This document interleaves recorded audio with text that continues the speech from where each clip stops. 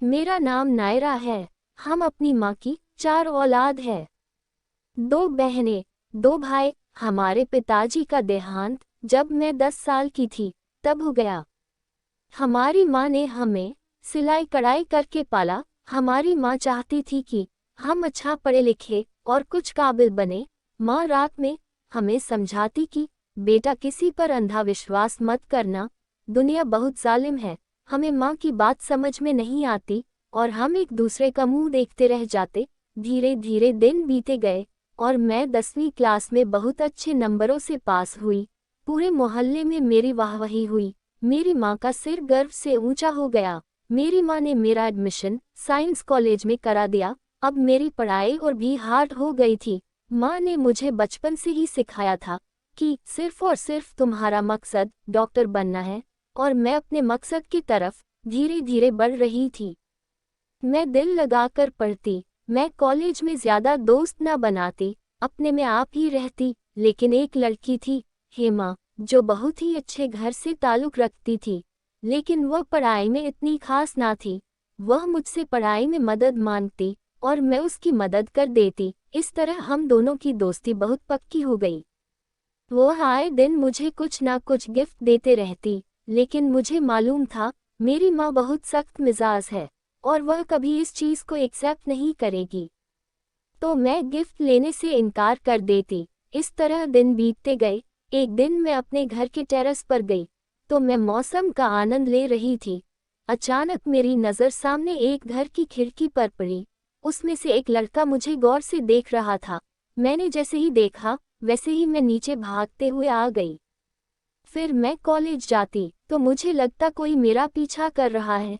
एक दिन अचानक ही वह लड़का मेरे सामने आकर खड़ा हो गया और मुझसे कहने लगा, मैं तुमसे बहुत ज्यादा प्यार करता हूँ और मैं तुम्हारे घर अपना रिश्ता भेजना चाहता हूँ, और अगर तुम्हारी रजामंदी है तो यह मेरा फ़ोन नंबर है, इस पर कॉल करके मुझे बता देना। इतना कहकर वह लड़का मेरे हाथ में एक पर्ची रखकर चला गया। मैं हक्का बक्का उसे जाते हुए देखती रही। जब वह चला गया तो हेमा की हंसी नहीं रुक रही थी। हेमा मुझे सताने लगी, लेकिन मुझे उस राह पर जाना ही नहीं था जहां मेरी मंजिल न थी। मैं अपने पढ़ाई में मगन हो गई और आगे बढ़ने लगी। तब अचानक मेरे भाई का दोस्त घर आया। वह कोई और नहीं, वही लड़का था। उसका नाम सूरज था। पता नहीं सूरज ने मेरे भाई से दोस्ती कैसे कर ली। वह एक बहुत ही अच्छे घर का लड़का था। जब वह हमारे घर आने लगा तो उसकी सारी सच्चाई हमें पता चली कि उसने मेरे भाई को जॉब पर लगाने में बड़ी कोशिश की। मेरी माँ, भाई उसकी तारीफ करते ना थकते। सूरज मेरे दिल में घर कर गया और मुझे वह अच्छा लगने लगा।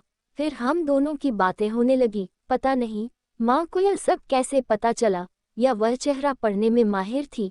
माँ ने मुझसे कहा, बेटा तुम जिस राह पर चल रही हो इसकी कोई मंजिल होना चाहिए। यूं बेवजह किसी गैर के लिए अपनी इज्जत दांव पर मत लगाना। तब मैंने माँ की बातों को दिल पर लगा लिया और सूरज का नंबर डिलीट करके फ़ोन स्विच ऑफ कर दिया। और जब सूरज घर आकर मुझसे सवाल करने लगा तो मैंने कह दिया, अपनी माँ को ले आओ वरना मुझसे बात ना करना। इस पर सूरज ने कहा, माँ 2 दिन बाद वापस आएंगी, उसके आते ही मैं तुम्हारे घर अपना रिश्ता भेजूंगा। 2 दिन बाद सूरज रिश्ता लेकर आने वाला था। मैंने अपनी सहेली हेमा को भी यह बात बता दी थी। एक दिन मैं हेमा के घर गई तो हेमा बहुत ज्यादा रोते हुए बैठी थी। मैंने उससे पूछा, तुम क्यों रो रही हो? तो उसने कहा, सूरज ने मेरे साथ जबरदस्ती करने की कोशिश की और उसने कहा कि वह नायरा के आड़ में हेमा को चाहता है। मेरे लाख मना करने पर भी उसने मेरी एक ना सुनी। मैं बहुत ज्यादा गुस्से में आ गई और सीधा सूरज के घर गई। सूरज मुझे सफाई देने लगा। सूरज को एक थप्पड़ मारने के बाद मैं सीधा अपने घर आ गई। मैं बहुत दिन तक गमगीन रही, फिर कॉलेज जाना शुरू कर दिया। हेमा भी कॉलेज आती है, मुझे घर का बना हुआ फ्रेश जूस पिलाती और कहती, मुझे तुम्हारी सेहत की बड़ी फिक्र रहती है, और खुद कोल्ड ड्रिंक पीती। हेमा और सूरज की शादी की तारीख निकल गई थी। मैंने सूरज को अपने दिल और दिमाग से निकालकर अपनी पढ़ाई पर ध्यान देने लगी। मैं हेमा की शादी में भी ना जा सकी। अब मैं डॉक्टर बनने के काफ़ी नज़दीक थी। सूरज की शादी को 3 साल हो चुके थे और मेरा डॉक्टरी का लास्ट ईयर चल रहा था। मैं हेमा से मिलने उसके घर जाया करती। एक दिन जब मैं हेमा से मिलने गई, उसने 2 गिलास में जूस लाया, एक मेरे तरफ रखा और एक खुद की तरफ। तब उसकी गर्दन पलटी और मैंने शरारत में उसका जूस खुद ले लिया। खुद का जूस उसे दे दी। हेमा आकर बैठी और उसने एक ही सांस में वह सारा जूस पी लिया। जूस पीते ही अचानक हेमा तड़पने लगी और उसके मुंह से फेस निकलने लगा। मैं दौड़ती हुई रूम के बाहर गई। अचानक मैं सूरज से टकरा गई। सूरज मुझसे पूछने लगा, क्या हुआ? तुम इतनी घबराई हुई क्यों हो? तब मैंने हेमा के कमरे की तरफ इशारा करते हुए कहा, हेमा, और हम दोनों फौरन ऊपर भागे। सूरज ने एम्बुलेंस मंगवा ली और हेमा को लेकर हम हॉस्पिटल पहुंचे। डॉक्टर ने बताया कि किसी दवा का ओवरडोज जाने से इनकी यह हालत हुई है। जब सारी जांच पड़ताल हुई तो उसमें हेमा की नौकरानी को पकड़ा गया। फिर नौकरानी ने जो बताया वह सुनकर सबके पैरों तले जमीन खिसक गई। नौकरानी ने बताया कि सूरज बाबा और नायरा का रिश्ता होने वाला था। तब मुझे हेमा बीबी ने कहा कि सूरज बाबा को घर बुला कर लाओ। मैं सूरज बाबा को घर बुला लाई।